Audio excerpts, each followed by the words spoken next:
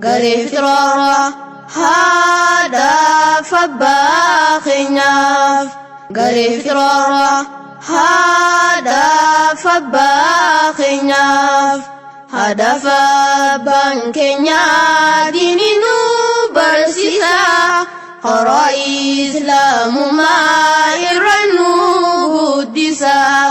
Nuti fi ijoolleedhaa hin qabnu beekumsa.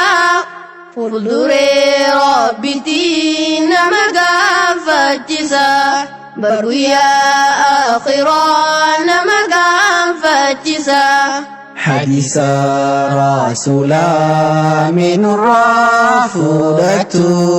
Nagayaaf rahmanni irra haa jiraatu. Ilmi namaa hundi tisitee jaanii. Wanti sitaan irraas ni gaafatamtanii. Wanti sitaan irraas ni gaafatamtanii. Yoo sinuu barsiiftan haqa keessan beeynaa. Ilmoo gaarii taanee isinis khaaddamnaa. Guyyaa qiyaamaalee magantaa dhaabbannaa. Haadha fabbaan keenyaa nu barsiisaa jennaa. Nu barsiisaa jennaa. Nu barsiisaa jennaa. Araarama Rabbii isiniif kadhannaa. Haqa keenya guutaa keessanis ni gunnaa. Qooda keessan bahaa nus keenyaa ni banaa. Qooda keessan bahaa nus keenyaa ni banaa. Haati ilmaanii sitiif mana barumsaati. Haati ilmaanii sitiif madrasaa duraati. Kunuunsi nuuf gootu bu'uura milkiti. Hundee waa hundaati. Hundee waa hundaati. Walmayaa keessanis nuti waan daaganne. Sababa keessaniin nuti kan argamne. Yaa abbaa yaa ummaa karaa nu garsiisa. Diin Islaam jiruudha amma nu dhalchisa.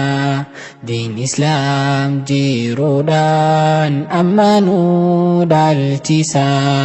Imaana Rabbiitii dubartiif ijoolleeni. Yaa abbaa yaa ummaa eenyuun nu dhiiftanii. Diin keessaa nu baasuuf adawwiin foolattee. Hijaaba nu dhorkuuf mala meeqa maltee. Uffata Islaamaa hijaaba nuuf dhiisa. Burqaa imaanarraa khayrii nu obaasa. Isin nu kunuunsa. Isin nu kunuunsa. Diiniin nasihaadha manguddoon nu gorsa. Nuti dogongorraan obsaan nu sirreessa. Milkaa'uu barbaannaa isin nu eebbisa. Isin nu eebbisa. Isin nu eebbisa. Gaafa gurguddanne isiniif gaaddisa. Ni tana gaaddisa. Isiniif gaaddisa. Ni tana gaaddisa. Haati ilmaanii sitiif mana barumsaati. Haati ilmaanii sitiif madrasaa duraati. Kunuunsi nuuf gootu bu'uura milkiti. Hundee waa hundaati. Hundee waa hundaati.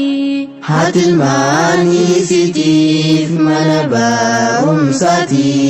Haati ilmaanii sitiif madrasaa duraati. Kunuunsi nuuf gootu bu'uura milkiti. Hundee waa hundaati. Hundee waa hundaati.